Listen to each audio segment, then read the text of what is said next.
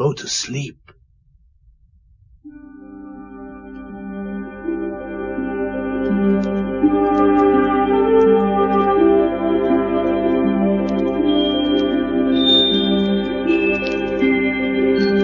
Douce nuit, blanche nuit.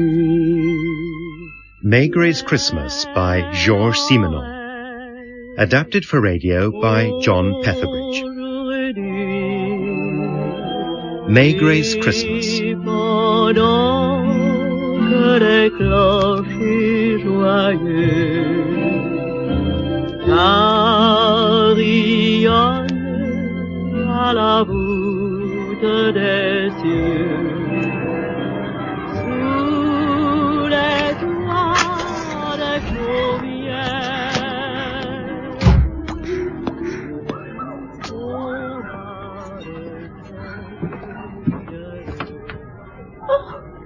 You're up. Happy Christmas, dear. Happy Christmas, Maigray. I thought you'd still be in bed. You usually have a lie-in on Christmas morning. I was awake, so I thought I might as well get up. I was going to bring you breakfast in bed. I just made the coffee and I've been out to get the croissant. We can eat in here. Lovely to see the children out playing on their new bicycles. Yeah, we won't get a moment's peace all day. What with the sound of bike bells and tin drums and pop guns and all the rest of the paraphernalia. Oh, don't be such a misery. Come and sit down and have your coffee before it gets cold. Maigray? Do you know those women? What women? Those two down there staring up at our flat. Ah, that's Mademoiselle Doncoeur. She lives opposite. And the younger one? She lives in the same block. I don't know her name, but I often see her out in the street with a young girl. I think somebody told me she wasn't hers, but she's a delightful child. I buy her sweets sometimes when she's out there playing on her own. Come to think of it, I haven't seen her lately. Well, if anything's happened to her, my guess is you'll soon find out. They look as if they're coming into the building to see me. Oh, I hope not. I haven't cleaned anywhere. Oh, you and your housework. You don't understand. Flat looks perfectly all right to me. And you haven't started your breakfast. Oh, is the inspector in? If he's busy, it doesn't matter. Yeah, I'm Mademoiselle Doncoeur, and this is my neighbour, Madame Martin. Hello. We are awfully sorry to disturb him, but something rather funny happened last night, and I thought it was our duty to tell the inspector about it. I'm sure there's a perfectly simple explanation. You'd better come in. Yeah, oh, thank you. I told you the inspector wouldn't mind. He's always helping people out.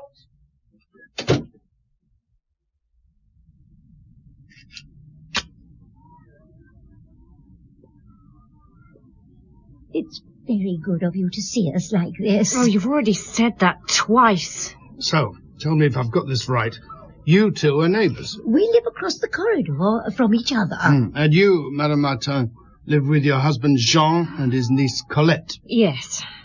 Oh, her mother was killed in an automobile accident 2 years ago, and it sent her father, Jean's brother, Paul, a bit funny. You see, he blames himself for the accident. Well, it was his fault. He was drunk at the time. And since then, Colette has lived with us. So you, Mademoiselle Doncoeur, had just come back from Mass this morning. Yes, it must have been about 7:30. You might have seen the light in my window. Yes, go on. I wanted to give Colette a few little presents, nothing very expensive.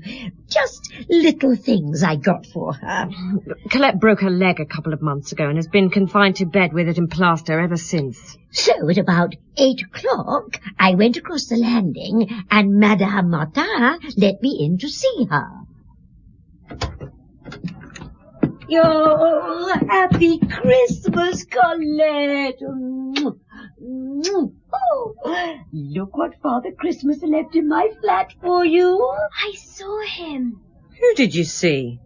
Father Christmas. Oh, don't be so stupid. Father Christmas only visits little girls when they're asleep. But I did. He had a white beard and a red coat. Oh, sometimes, Colette, you go too far. But I did see him. I did. Look, stop it, Colette, or I'll give you a good slap, even if it is Christmas. But I did see see him. Look what he left me. And with that, she lifted the bedclothes and showed us this magnificent doll. You didn't give her the doll, did you? On my husband's salary. I did buy her a much smaller one from the Galerie Lafayette, but of course that won't be nearly good enough for her now. I'm sure it's Jean or Paul playing some sort of trick. Was your husband home last night?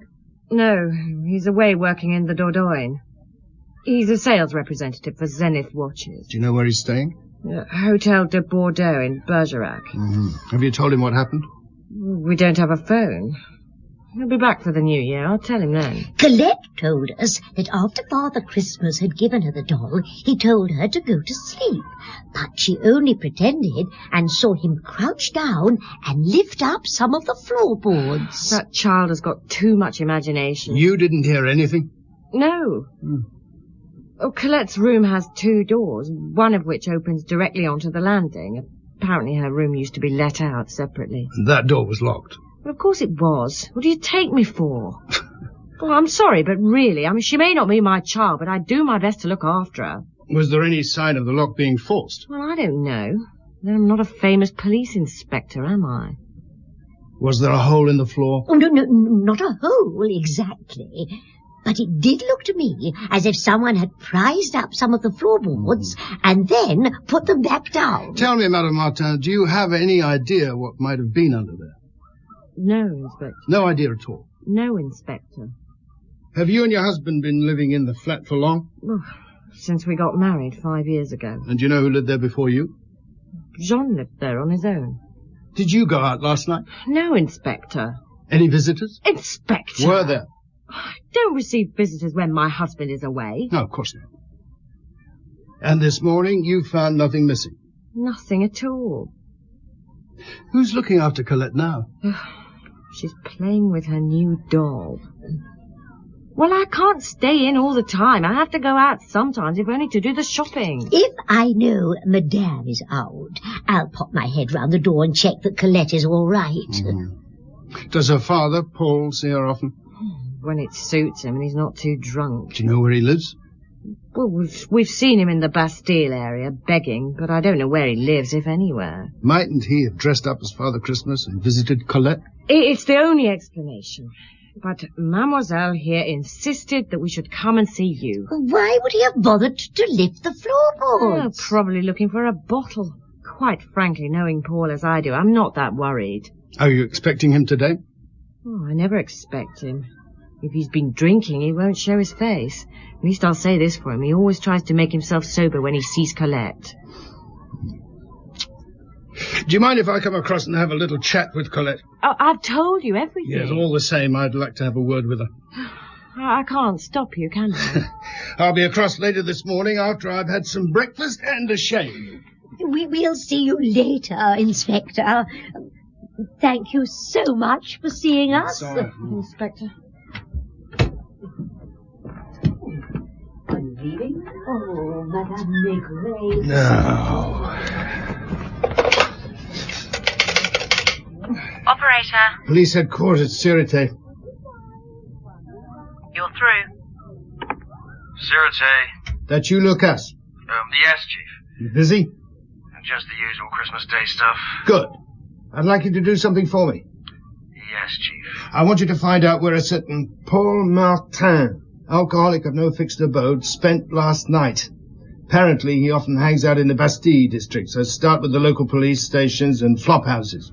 Got it. And find out what his brother, Jean, did last night, and whether he received any phone calls or telegrams. He's staying at the Hotel Bordeaux in Bergerac. Something happened. A little girl claims to have seen Father Christmas.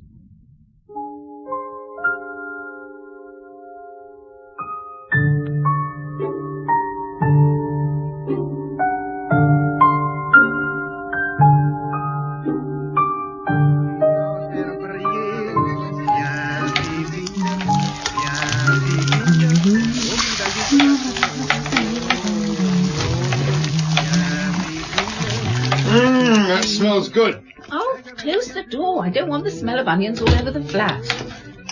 Don't think Colette is in any danger, do you? No, I don't think so. It must be awful for her without a proper mother. You'll be back for lunch. Oh, yes. I don't expect to be over there very long. Can I ask you something? Yeah, of course you can. What is it? Are you happy? What a question. But are you? What's brought this on all of a sudden? Oh, just thinking of children like Colette, who don't have proper parents, when there's so many of us who long for the chance to. Doesn't matter. It's just me being silly. You'd better go and speak to Colette. Quand tu me frôles, ça me fait drôle, jusque dans le dos. Quand tu vires, ça me chavire, le petit boulot. Viens, pépine, viens pas jeter dans la peau.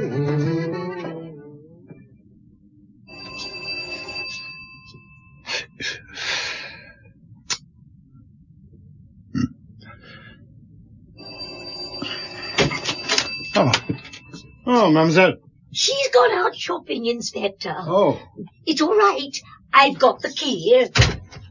Madame Martin asked me to keep an eye on Colette until she returns. Mademoiselle Doncoeur! Yes, it's me, Colette. Hello, dear. I brought this nice gentleman to see you. Are you really a policeman? I told her about you. Yes, I'm Inspector Maigret, but there's no need to be frightened. I'm not frightened. Do you like my new doll? Is that the one Father Christmas brought you last night? It's the one I was telling you about. Yeah, do you mind if Colette and I have a little chat on our own? Oh, of course not, Inspector. I know how you work. I've read all your cases in Le Temps. Oh, really? That's the door he must have come through. You can see some scratches by the latch. Are you going to take some fingerprints? We'll see. Well, if you need me, I'll be in the kitchen. Do you think it was Father Christmas who came to see me last night? Oh, I'm sure it was. Maman Lorraine doesn't think so. Do you like Maman Lorraine? Yes, monsieur. And your papa? I've got two papas, Papa Paul and Papa Jean. When did you last see Papa Paul? I don't remember. He said he would bring me a special present for Christmas. I think he must be poorly. Is he often poorly? Yes, because you know when he's poorly, he doesn't come and see me. And what about Papa Jean? He's away now, but he said he would be back for New Year. He's going to get a job in Paris, and then he won't ever have to go away ever again. And you'll like that? Oh, yes. He's nice to me. I expect you've had lots of visitors since your accident. No, we never have visitors. Oh. It's ever so boring being in bed all the time. And Maman Lorraine, does she ever have visitors? I don't think so. Never? Only the gas man and the electricity man, but they don't count, do they? No one else? The insurance man? Does he count? When did he come? He came 2 times. The first time, can you remember when that was? The day after I hurt my leg. Did you see him? No, but I heard him talking to Maman Lorraine. Did you hear what they said? No, I could only hear their voices. That's all right. What about the second time? Do you remember when that was? A few days ago. He started shouting and I got frightened. And Maman Lorraine came into my room and said it was all right and I must go to sleep. Yeah. Do you think I'll be able to keep my new doll? Oh, I should think so. Maman Lorraine gave me a new doll, but it's not nearly as good. She said she's going to take it back to the shop because she says I don't need 2 dolls. Is this where Father Christmas made a hole in the floor? I think so. You see, he was going to give the little boy who lives underneath us his Christmas present. Well, let's have a look. Can you see him? Oh. You won't find anything down there, Inspector. Madame Martin. She's been good. She's been most helpful. I'm sorry I missed you, but when I got back, I realised there were a few bits and bobs I had to get, and I know most of the shops will be closed later. Oh, it's you. Well, who did you think it'd be? I was in your kitchen. Good, good. Now, would you mind sitting with Colette while I have a chat with Madame Martin? anything to help you, Inspector? Well, can we get this over with quickly? I've the shopping to put away and lunch to cook. You can do that while we're talking, can't you? Bye. Bye-bye. You know, of course, she's in love with you. Who is? That old maid, Mademoiselle Doncoeur. Must have made her Christmas having an excuse to visit you in your flat. Where did you do your shopping? Oh, just locally. The Rue de Chemin Vert and the Rue Amelot. And you've been away nearly 2 hours. Never. Mademoiselle Doncoeur said you went straight out as soon as you got back from seeing me. Not straight out. It may have escaped your attention, Inspector, but I was not wearing these clothes when I came to see you. But you left here as soon as you'd changed? Well, if you say so. I admit I didn't rush back, but there's no crime in that, is there? Besides, I knew she was keeping an eye on Colette. What did you buy? See for yourself, Inspector. 3 tins of sardines, ham, butter, potatoes. Satisfied? There are sardines on the shelf. Well, I thought I'd stock up. Do you go out to work? What with having to look after Jean and the flat and Colette? What about before you were married? Of course I worked. I had to earn my living like everyone else. Where did you work? Lots of places. I did clerical work. What's this got to do with anything? I don't know. Look, if you don't mind, I'd like to start preparing lunch. It was you, Madame Martin, who came over to see me. Only because she insisted. You don't like Mademoiselle Doncoeur? I don't like people who can't mind their own business. And she doesn't? Any excuse and she's round here on some pretext or other. I only have to put my head round the front door and she's there asking with that simpering smile of hers whether I'm going to leave Colette all on her own. You resent looking after Colette. Do you have children, Inspector? No, madam. Well, you wouldn't understand. You know, we didn't have to take Colette in after the accident. But you did? Yes. And I do everything I can for that girl. I treat her just as I would my own daughter. I'm sure you do. Just one last question. Have you the name of your insurance agent? My insurance agent? agent? The one who came to see you a few days ago. Oh, him. Oh, you have been doing your detective work. Do you know his name? No. I wasn't going to do anything like that without Jean being here. He's been here before? Yes, but I'm sure you know that.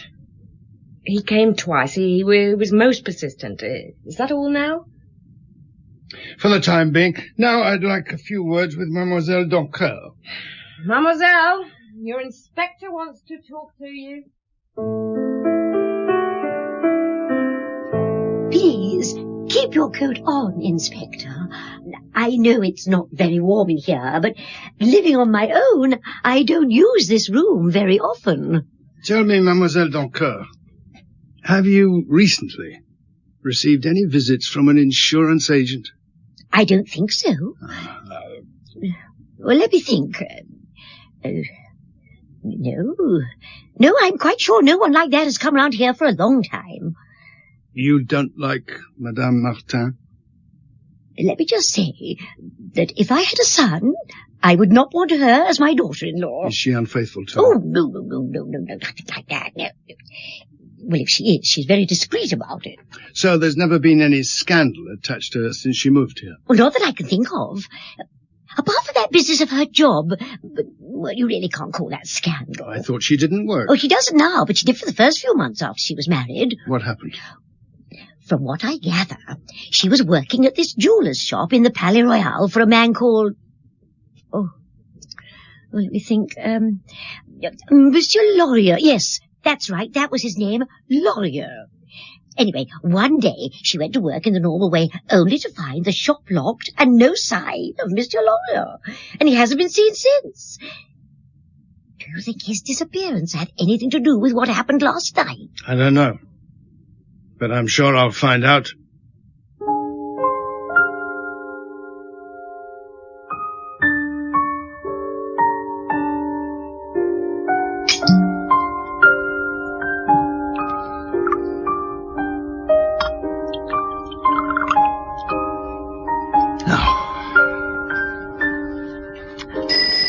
Oh, no, we've only just finished lunch. I'll do it. Maigret? It's me, Chief. Ah, right, Lucas. What have you got for me? We had a bit of luck with Paul Martin. Yes. Right. Last night, after Christmas dinner at the Salvation Army barge at Pont Neuf, he went to a nightclub in the Latin Quarter, where he worked as doorman for a few hours. At about 2 this morning, he finished there and went to a bar, got drunk and was picked up by the local police at around 4. Oh, yes. He'd only just been released when I contacted them. Apparently, he still had a few francs left in his pocket, so the likelihood is that he's probably back on the drink. Yeah. His usual bar is Chez Bernard in the Place de la Bastille. Not far from you, sir. Yeah, good. What about his brother, Jean? Did you find out if he received any calls last night? Yes. Apparently he did receive a call at his hotel late last night, but by the time he reached the phone, the caller had rung off. The receptionist reckons that someone was checking up on whether he was actually at the hotel. Anything else? He's coming back to Paris. Apparently he got wind of my inquiries and became quite agitated. He's catching a train which should get him into Paris at around 11 tonight. Right. Oh, one other thing I want you to do. Yes, Chief? Find out from police records what you can about a man called Lorieux. He disappeared suddenly from his jewellery shop in the Palais Royal 5 years ago. Right, Chief. Now.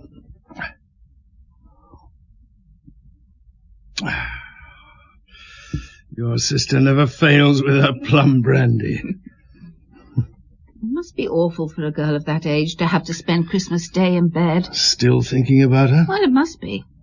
Any idea how much longer she's going to have her leg in plaster? No, I don't know. I didn't ask. Why? Well, if she's been laid up in bed for 2 months, I don't imagine it'll be much longer before she's up and about on crutches.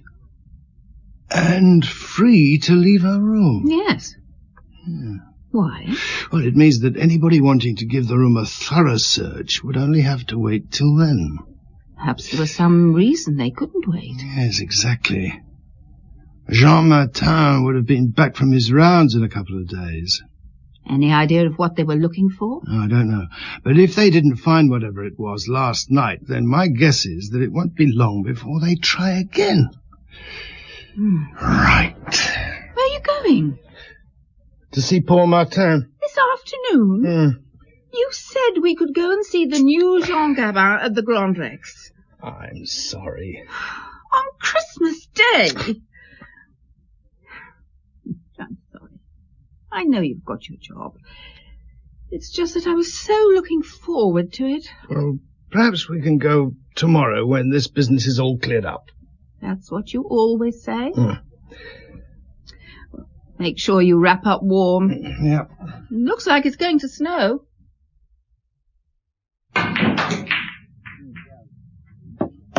Beer. Paul Martin here. Who wants him? That him over there by the billiard table? If you say so. Here's your beer.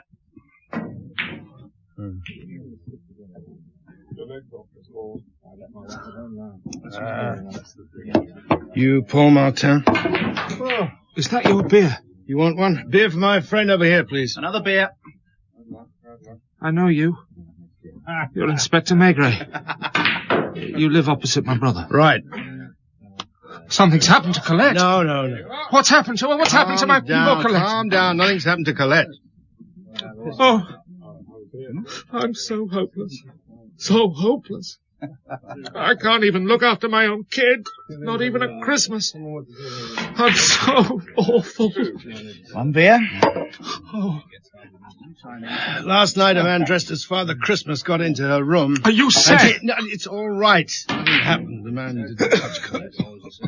He gave her an enormous doll and then proceeded to look under the floorboards for something. Why? That's what I'm trying to find out. Tell me, is your brother Jean the sort of man to hide something under the floorboard, something he didn't want his wife to know about?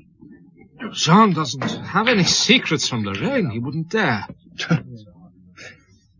You don't like her very much, do you? My poor wife said it was very convenient that Lorraine married a man who was away so much.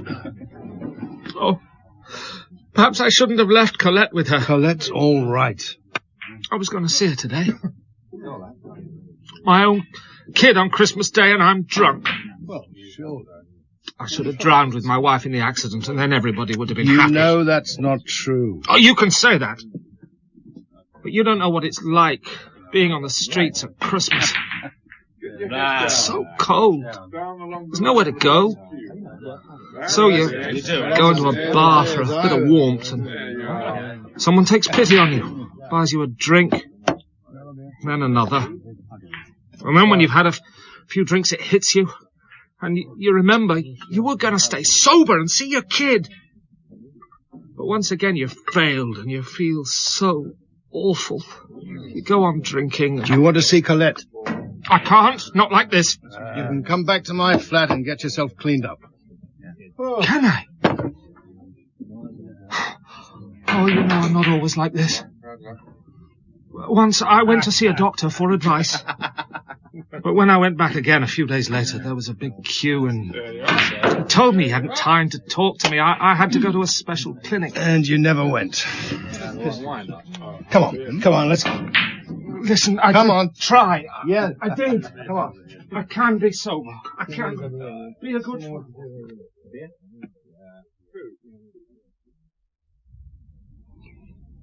Do you think Colette will be all right with him? Yes, I'm sure she will.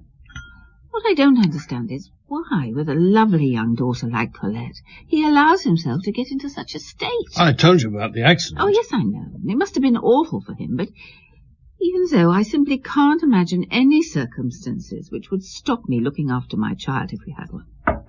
We're in here. Do I look all right? You look fine. I put your razor back on the shelf.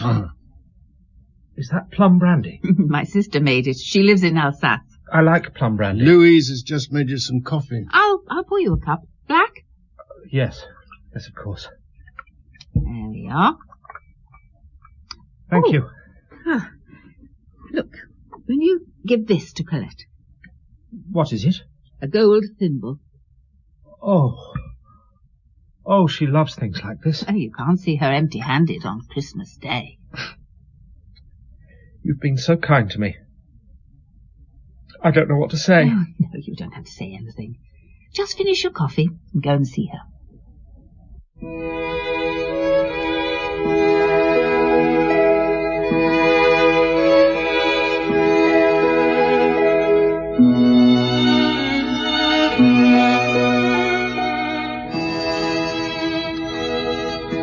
Who is it? Happy Christmas, Lorraine. It's me, Paul. Just a minute.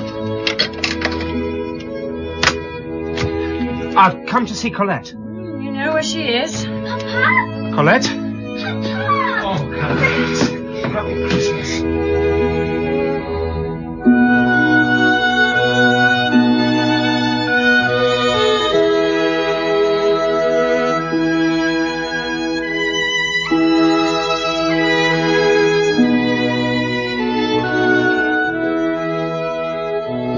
Come in, Lucas. Take a seat. Thanks, Chief. You look frozen. Oh, it's snowing. Yeah. Look, brandy, warm you up. Oh, thank you. I dug out the report on Lorier's disappearance. And? Well, it's all very odd. He just seems to have vanished off the face of the earth. He left his house to go to work as normal one morning, and that was the last anyone ever saw of him. Anything else in the report?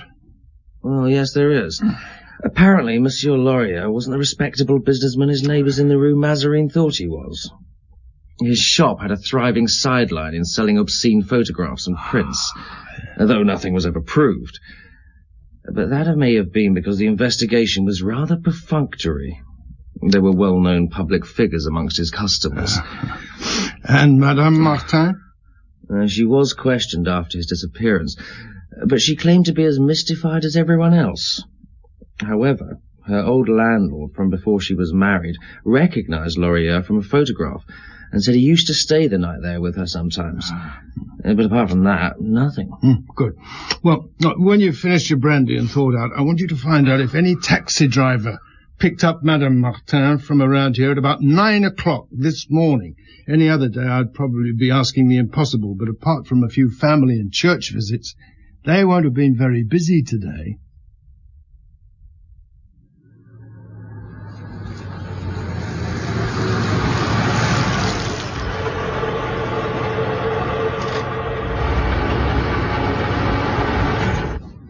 Sorry, mate, I'm off duty. Police. You're Maygray's boy, aren't you? I've seen your picture in the paper with the inspector. Were you working this morning? I was here, if that's what you mean. What's this all about, then? The inspector doing one of his famous cases, is he? Did you pick up a woman in or near the Boulevard Richard Lenoir at around 9 this morning? Or the one with nice legs? If you say so.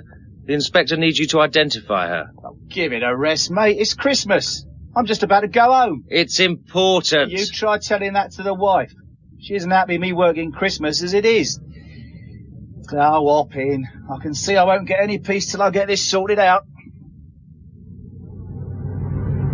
Where did you take this woman this morning? She got me to stop outside a travel goods shop where she bought a cardboard suitcase. Then we went to the Gare du Nord. She went in and came back 15 minutes later without it. Since I was still on the rank, she got me to drive her back to where I picked her up. She was most insistent I didn't drive down the Boulevard Richard Lenoir. I dropped her in the Rue Voltaire.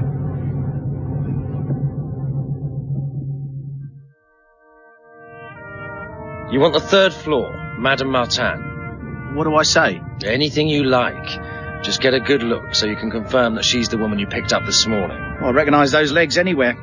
Then I can go home. Yes, you can go home then. All right, then.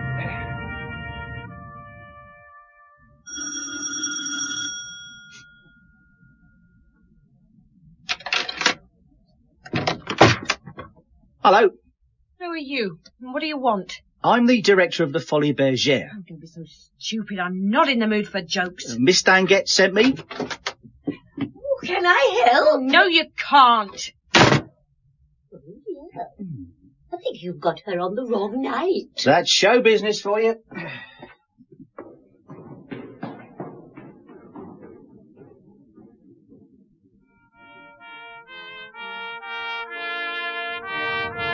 This is Inspector Maigret.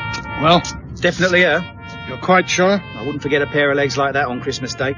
Will there be a reward? I doubt it. But I must have missed at least 2 fares. Just get home to that wife of yours you were so keen to get back to. So there's no reward? Scram! Happy Christmas to you too.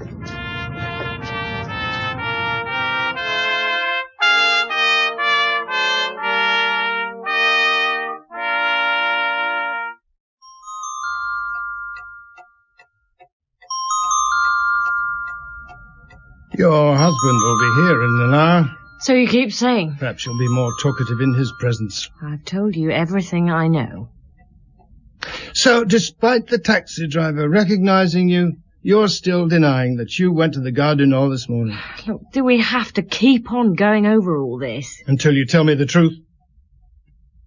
You can't seriously expect me to believe that it took you 2 hours to buy 3 tins of sardines you didn't need, a bit of ham and some potatoes? Oh, I'm very careful about what I buy. God knows I have to be with what Jean earns and that girl to keep. How do you explain the cab driver recognizing you? Oh, there are thousands of women in Paris who look like me. Look, I've told you everything I know. Your men have searched the flat and found nothing, so if you don't mind, I'd like you to go now so I can get ready for my husband. Sit down, woman. You're not going anywhere till I get a few straight answers. Now, tell me what was in the suitcase. What suitcase? I don't know what you're the talking one about. you bought this morning. Let me tell you what I think happened. Don't have any choice, do Let's I? start with your so-called insurance man. Strange, isn't it, that no one else in the building received any visits from him? Lucas checked. Well, they don't like me. Your visitor, we'll call him the insurance man, came to collect something that you had.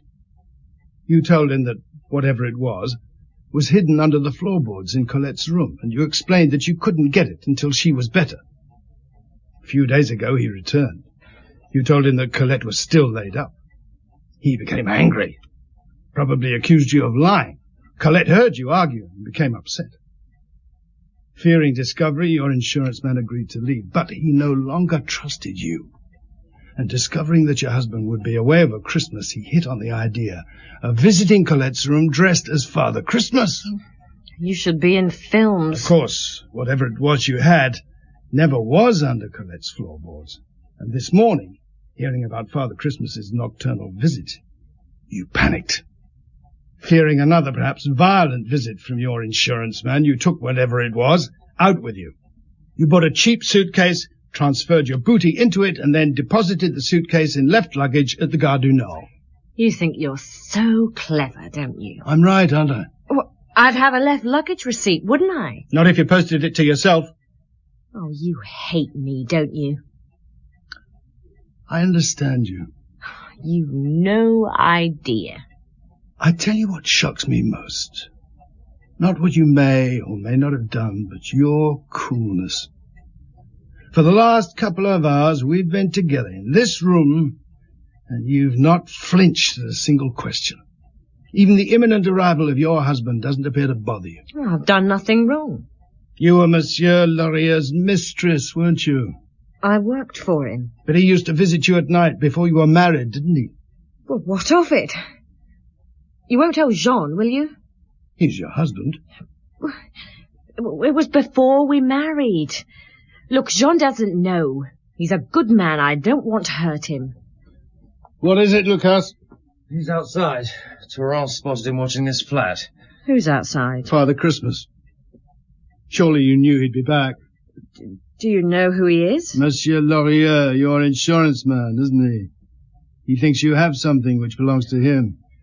It's not his property. Perhaps we should leave so the two of you can sort it out. Come on, Lucas. I think he may well be armed, Chief. Well, I'm sure Madame Martin is perfectly capable of dealing with him on her own. Don't go. But a few moments ago, you couldn't wait to get rid of me. Please. He'll kill me. He's already killed one man. So, you're going to tell us what this is all about? You'll stay? Is there money in the suitcase? Just under 1 million francs. Well, it's mine just as much as his. Where did it come from? One of the customers, Monsieur Boissy. What happened to him? Monsieur Laurier killed him. Why? Well, for the money, of course. He's ruthless. Look, you mustn't let him in. Lucas, be a good man. Keep an eye on the stairs. Yes, Chief.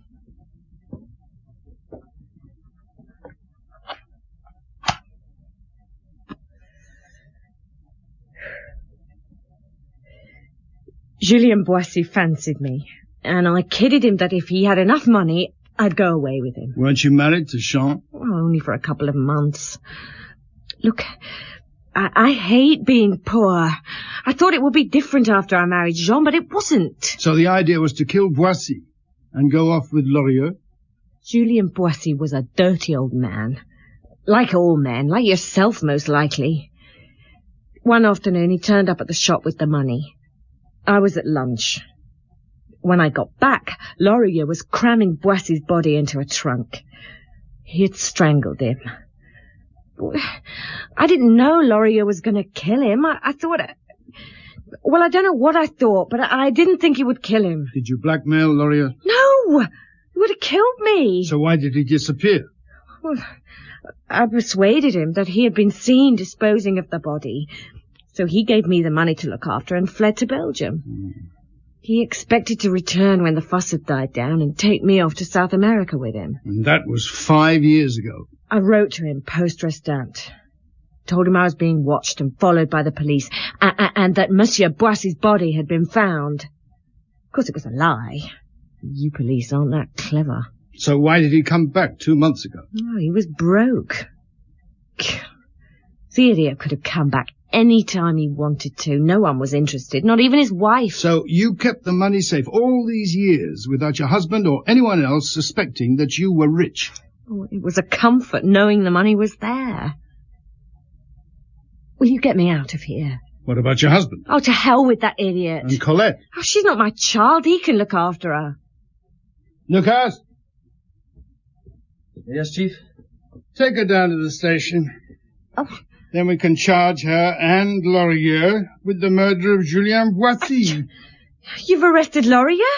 On his way here. Oh, you tricked me. You made me think Take her away, Lucas. Oh, you don't touch me. Come on.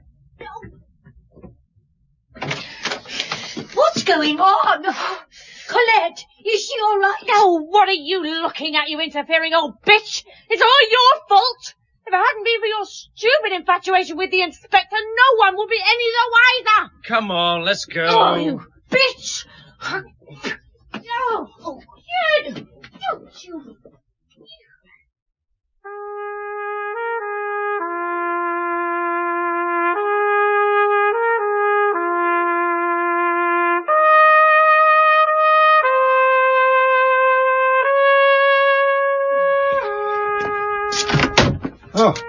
you're still up. What's happened to her? Who? Colette. I saw Lucas lead that woman away. Oh, she's asleep. Paul is still with her. What's going to happen to her? I don't know. Can I come in? Well, she could come and stay with us. I'd look after her. Until something more permanent is sorted out. Well, we'll see about it in the morning. But for the time being. Well, it might be the most practical solution, what with Jean working and Paul the way he is. If they agree, I'll arrange for Colette to be brought over in the morning. Oh, Maigret. Yeah. This is the best Christmas I've ever had. Can I come in now? It's freezing out here. Of course, my dear. Yeah. Of course. Douce nuit, blanche nuit, c'est Noël aujourd'hui. In Maigret's Christmas by Georges Simenon, adapted for radio by John Petherbridge, Inspector Maigret was played by Barry Foster, Madame Maigret by Pauline Yates, and Lorraine Martin by Jane Slavin. Sergeant Lucas was Joseph Bennett, Mademoiselle Doncoeur, Maria Charles, Colette, Kira Jansen, Paul Martin, Christopher Wright, and the cabbie Malcolm Ward. Maigret's Christmas was an independent production by Unique Broadcasting for BBC Radio 4. Directed by Andy Jordan.